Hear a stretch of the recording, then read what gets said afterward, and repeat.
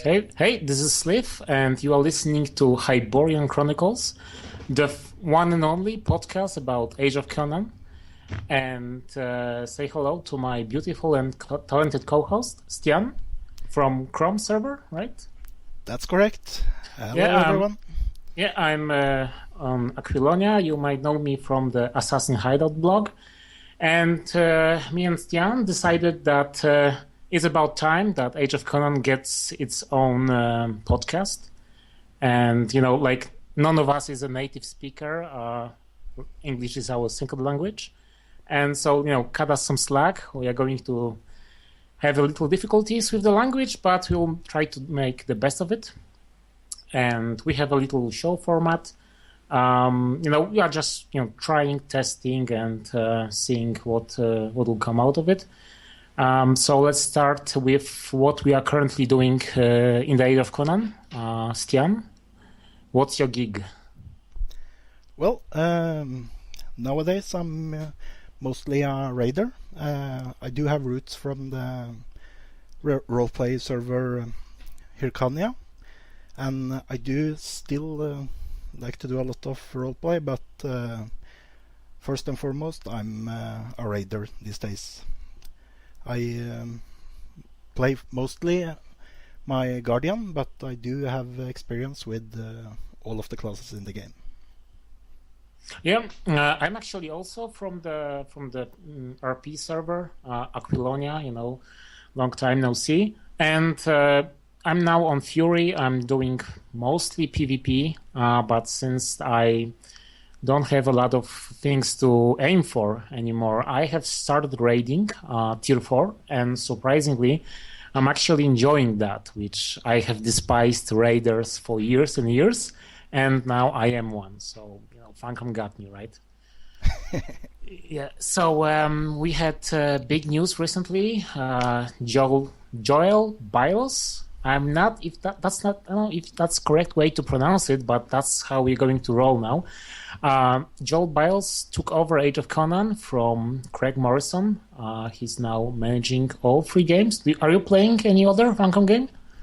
I used to play Anarchy Online, but nowadays it's only Conan. Oh, sure. Very old school. I have tried the Secret World, but I have only time for one game, and that's Age of Conan for me.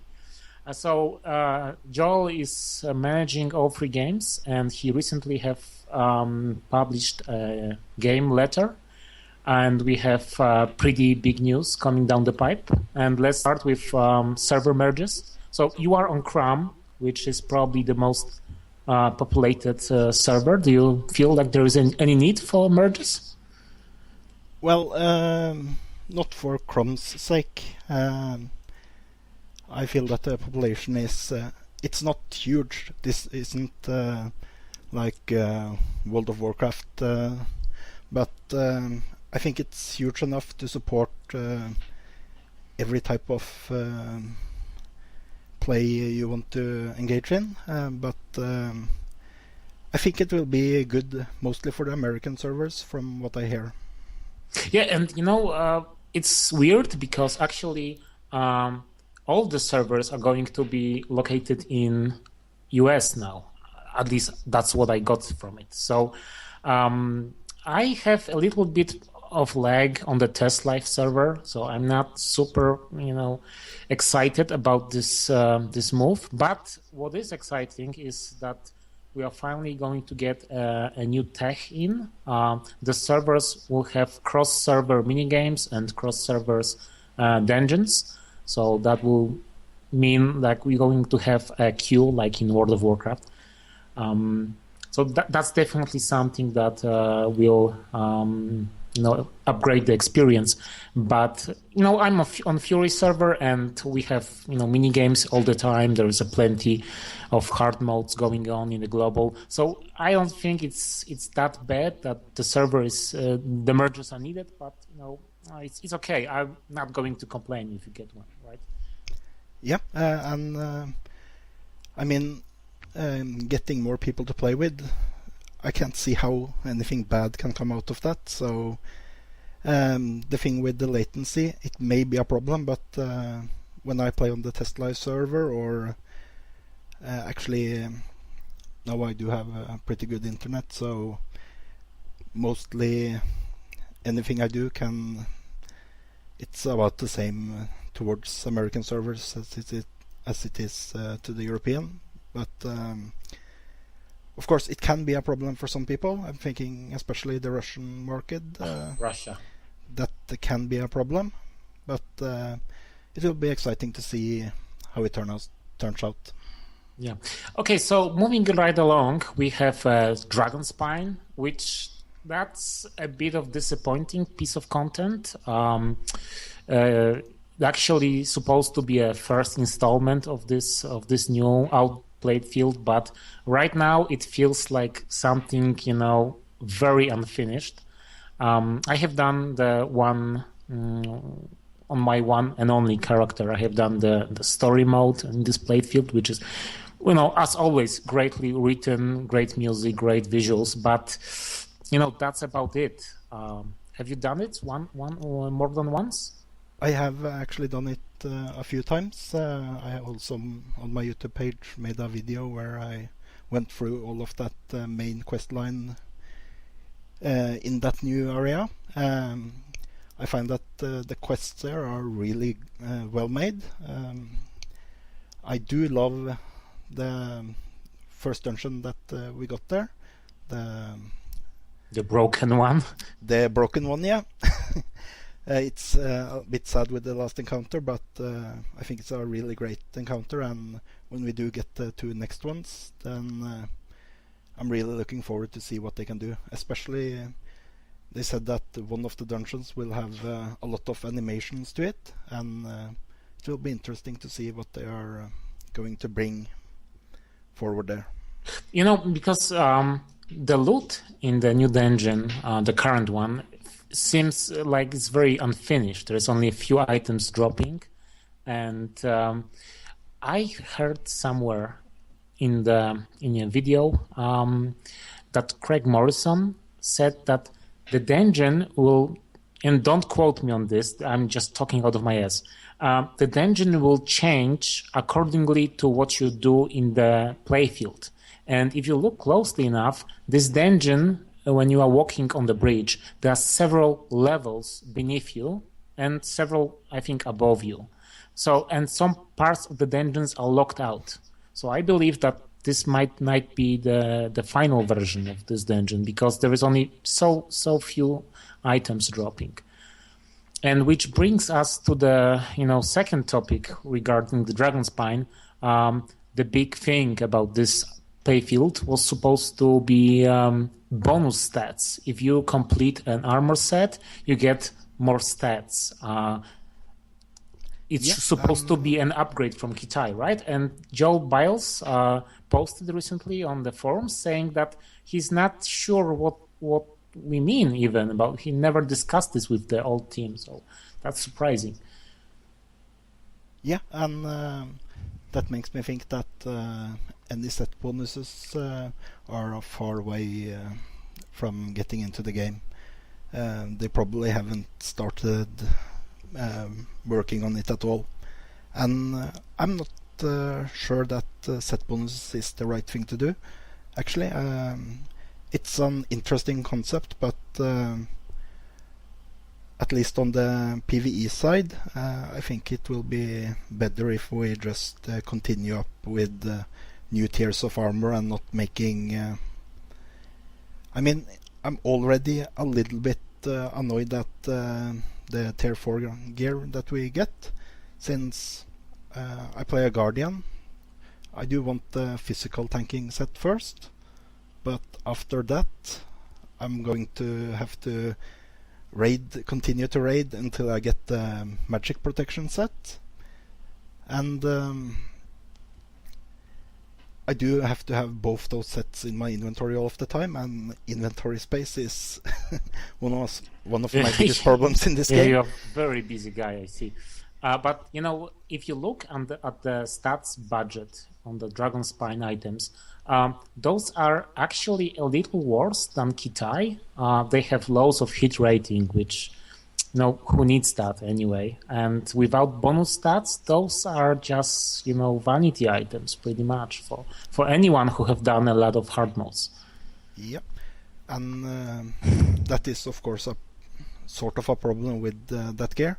That said, I think it would be easier for them to just upgrade the few pieces of armor that they already have made for Dragonspine, instead of implementing this set bonus system that they apparently haven't started coding yet. So yeah, when I first heard Craig Morrison on some kind of podcast, he was talking about a surprise update, giving players a new way to progress. And around that time, we had a lot of back and forth on the Twitter with Craig, talking about, PvP weapons and PvE weapons. And when I have heard him saying that there will be a surprise way, to progress your character, I have assumed that it's going to be leveling up your weapon, something that Lord of the Rings Online has. Your weapon levels up with you. And that's actually a very interesting concept. And I would love that instead of the bonus stats. It's funny that you should mention Lord of the Rings Online, because I used to play that until the first expansion pack, when they got this leveling gear. I never played. I just heard about it, and I assumed it's a great idea. It's a good concept, but it's possible to totally ruin the game by introducing it. And for Lord of the Rings Online, after that first expansion came and you got those leveling items, the game was pretty much broken.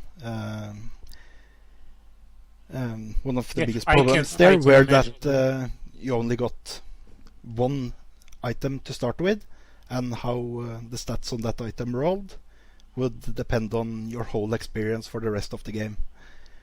So that was a big problem that they did in that game.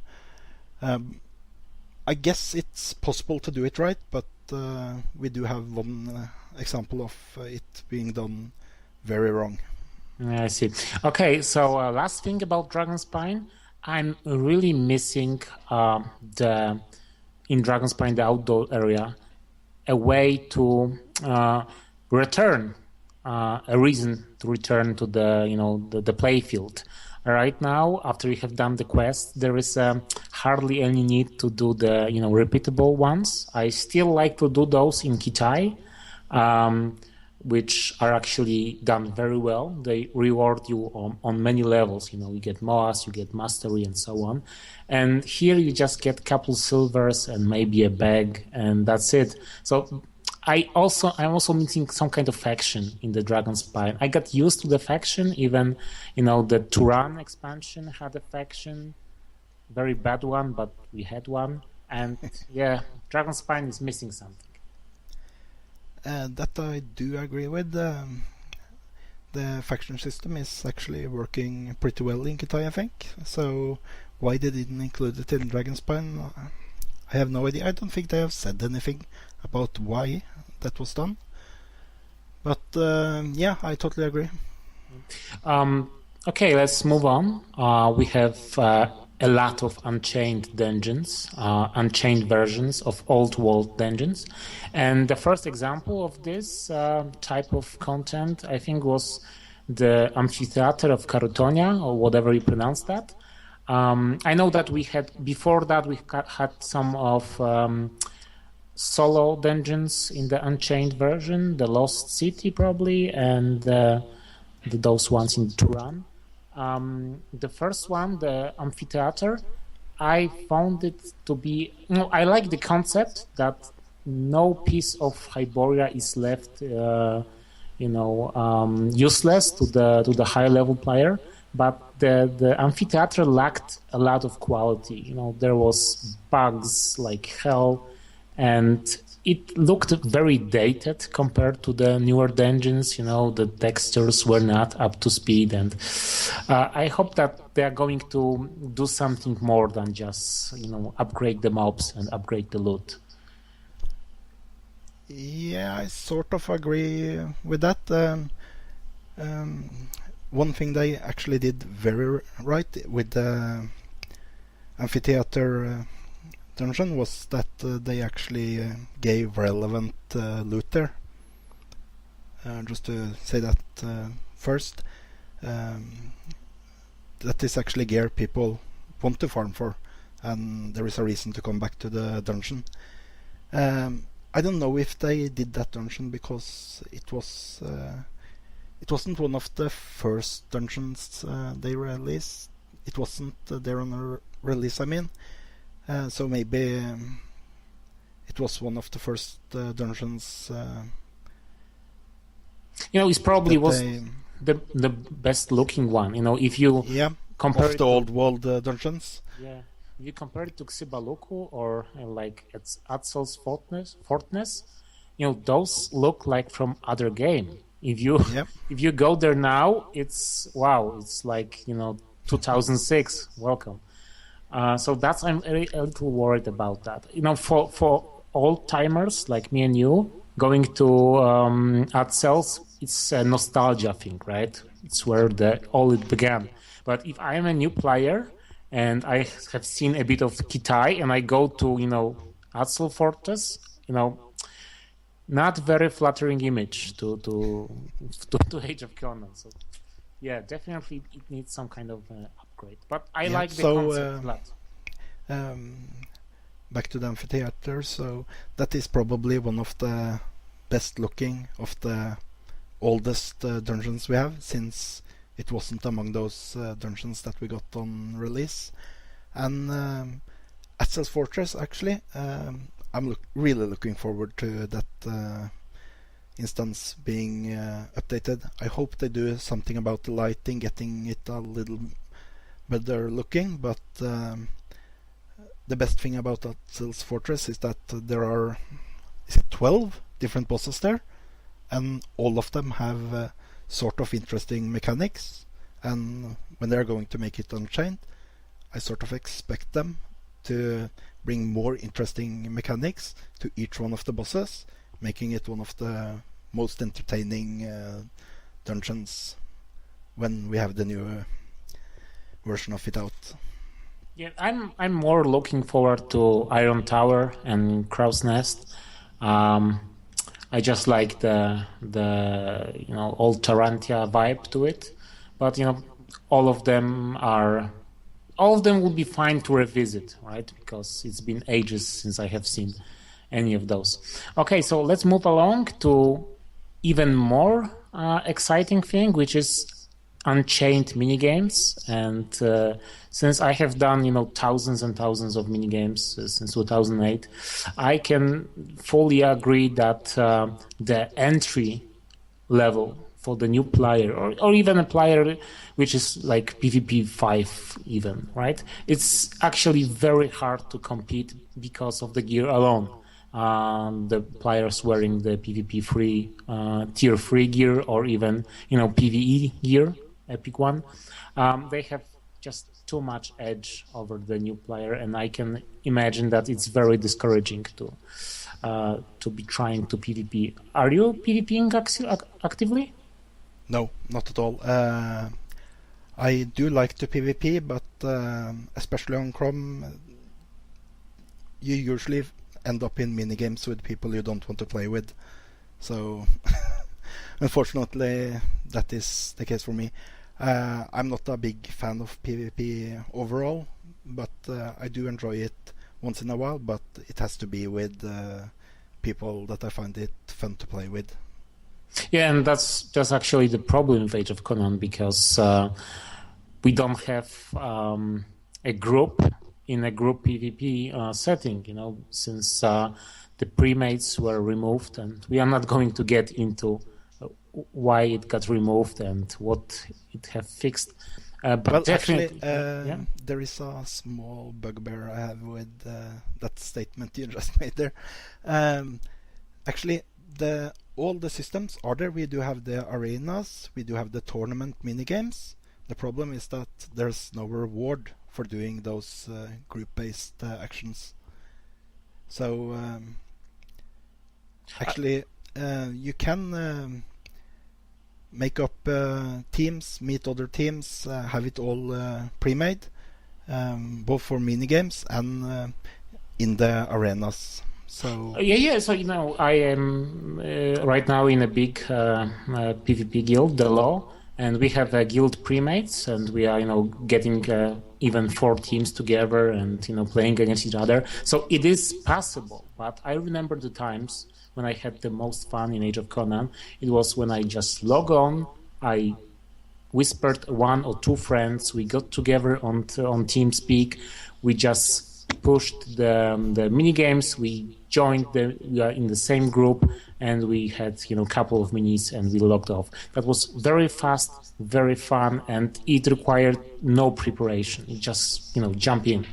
And with this current system, where you have to get 2 full groups together, it's not as convenient. I know it's possible. Yep. It's just not convenient, and I'm not looking to work to get my PvP. I just want it served to me, right? Yeah, and I totally understand that part. But also, when I did play PvP in Conan, that was back on Hyrkania, so everybody was bad, which has its own fun things. But then came unfortunately Bori, and not going too much into Bori right now, but what that brought was people that actually knew how to PvP, and they signed up as a group, and for all the rest of the population on that server, which it wasn't that we were bad exactly, we accepted that part, but when we was then random people getting signed up against a team with probably voice com and actually knew the game, and it will be organized PvPers against random players. Yeah. That's why it got where removed. The problem came, and of course I would fully support having say another tier for people that wanted to play. Say they signed up 3 people and got into a queue with random people. If that had been a separate tier of PvP. Yeah, there's a lot of issues here. I know what you are saying. Those were the premates, and if a good team gets together, they can pretty much steamroll everyone. And actually, a lot of people from Fury transferred to the PvE servers just to farm Bori in peace because they are such a good PvPers, right? So yeah, those were weird times. This is a very tough thing to find a solution for. On one hand, I agree that mini games now are more accessible. You have a chance to join and a fair chance to win the mini game. But at the same time, there is no social aspect to it. And since I am mainly a PvPer, it actually very much alienated me from the rest of the guild before I joined the PvP guild. So yeah, tough thing. But the new Unchained minigames will give you automatically a best gear and probably AA points, so everyone will be on the same level. And will that change your approach to PvP? Will that encourage you to join them? For me, I don't think that will make much of a difference. Maybe I will try it out a little bit, just to see how it feels and get I guess I do read a lot on the forums, and people are talking about balance all of the time. I have very little to contribute when it comes to PvP balance, since I haven't done those. When I have tried, I have been undergeared from a PvP perspective, so it will be interesting to see actually how people with equal gear will fare up against each other. And for me personally, it will be interesting to see how bad I really are. So, but for me, I don't think it will make that big of a difference. I do see it for the people that just have entered the game and want to get into the PvP scene. I think it will be a great addition. Yeah. Okay. So next thing is crafting, which huge disappointment. From what I understood, the crafting was almost finished. We were supposed to get it in 2012, then early 2013. And, I know what happened to Funcom, and frankly, I don't care. I'm super excited for the crafting, but the new game director says that although the crafting itself work, you can actually craft items, it's not working well with the rest of the content. So no guild renown, battle keeps, guild cities, Bori, like anyone cares about that. Things are not finished, and that will probably mean several more months to wait for the crafting. Are you a crafter right now? Are you looking into getting into crafting? Of course, we don't know that much about the system yet, but if the system is good, definitively it will be something I will be spending a lot of time on. Yeah. Have you seen that video about the crafting with the Craig Morrison? Yeah, it got me super pumped for this system. And it looks very interesting, and from what we can see in that movie, they have copied a lot from that Star Wars MMO game, which I found that had a very good crafting system. So that becomes very interesting. It's a bit sad that Joel is not that much of a PR guy that Craig was, because I think he should have put a more positive spin on the crafting issue. But definitively, I would rather have him say that this isn't coming the first month, and being able to actually bring it out when he says it's ready, than give us a lie and not being able to deliver. Yeah, the new guy is actually very in your face, and it's a nice attitude, nice change in attitude. I'm a little tired of marketing spin and all that, and at least he says what he's going to do. And if I actually bought a 12-month subscription based on that lie that we are getting crafting in 2012, which I would have bought that that subscription anyway, but now at least I can complain about it. Yeah, definitely an exciting system, and if they manage to pull it off, they will actually turn around Age of Conan's biggest weakness, because the current crafting system is shit. It's absolutely horrendous. And if they can, put in what they have promised, I think they are going to change this system into one of the best on the market right now. So, definitely something to be looking forward. Okay, we have one more item, which is probably the most surprising of them all. Is the new Conan movie, the King Conan, with Arnold Schwarzenegger himself. A big surprise.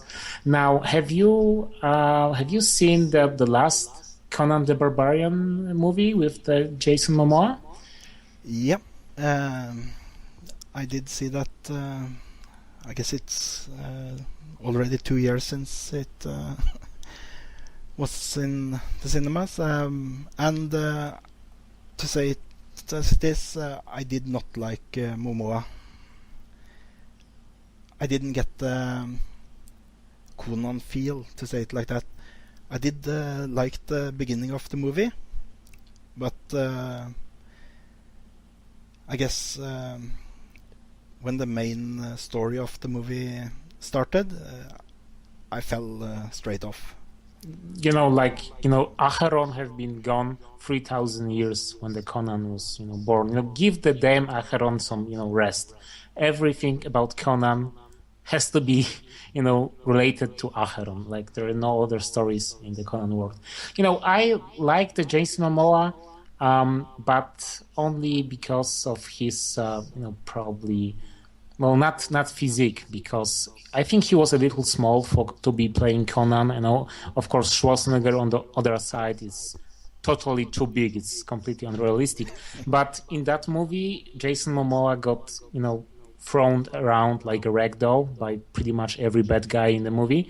And in the books, because I'm a big lore nerd, Conan was at worst evenly matched in strength, but no one ever, beat him in hand-to-hand combat. So that was pretty bad. And, like I said, the story was cheesy, and I think there was a lot of unnecessary violence, over-the-top stuff. But, moving to the King Conan movie, do you want to see Schwarzenegger again? What a strange choice for the next movie. Yeah, I'm not sure, to be frank. There is, how to say it, I know that Arnold can do a good job. I actually saw that the Last Stand movie. Yeah, I have seen that. Yeah, one. Pretty good. And, pretty good. Yeah, I think Arnold is still up to the job. I guess most of the question with the new movie is the direction they are taking it. When the last Conan movie came out, there was a lot of reasons to bring things, have more magic, less just brute force, to say it like that. It was the Harry Potter time. Yeah, definitely, yeah. Back in 2011. I think nowadays we do have a possibility. I mean, on the TVs we have Game of Thrones, we have Spartacus just finished, we have Vikings that just finished, we have those low fantasy setting that people actually do like, and if they try to make the next Conan movie as well, having more authentic feel, I guess, and less over-the-top magic and action, it can be interesting.